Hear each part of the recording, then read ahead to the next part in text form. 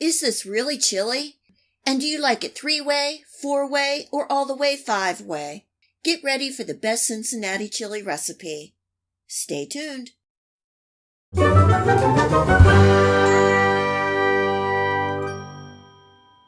Cincinnati chili is a Mediterranean spiced meat sauce used for topping spaghetti and hot dogs. It is unique, flavorful, and different.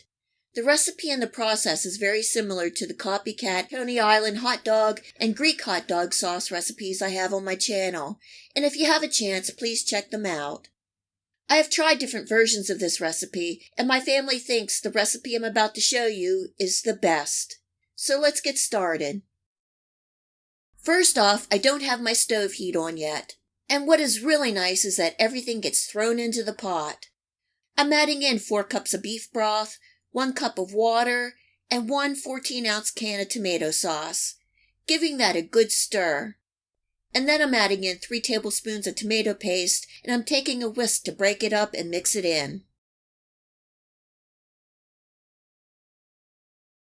In goes 1 large finely diced onion, a pinch or 1/8 of a teaspoon of salt, a 1/4 teaspoon of black pepper, 3 tablespoons of chili powder, 2 teaspoons of garlic powder, 1 teaspoon of cumin, 1 teaspoon of cinnamon, 1/4 teaspoon of allspice, a 1/4 teaspoon of red pepper flakes, 1 teaspoon of sugar, and 2 tablespoons of apple cider vinegar. What a combination! Giving that a good whisk to get all those spices incorporated. Some recipes also use cloves, but we don't like the taste.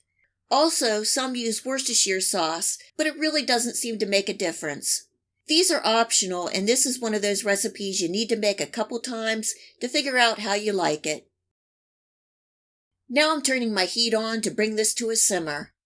Here is the unique part: 1 ounce of unsweetened shaved chocolate. If you don't have the chocolate available, you can also use 2 tablespoons of cocoa powder. The chocolate really adds a nice mellow background to the sauce. This may seem to be a weird combo of spices, but trust me, it is really good. Before the sauce gets hot, break up 2 pounds of ground beef into the pot and give it a good stir. You want the meat granules to separate and become a very fine texture.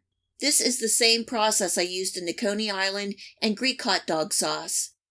Just keep stirring and you will see the ground beef breaking up.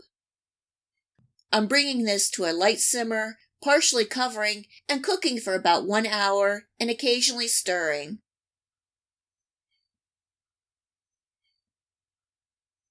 Cincinnati chili is on the thinner side, but we want it to lay on the spaghetti. When done, I'm skimming off some of the fat from the top and giving it one last stir.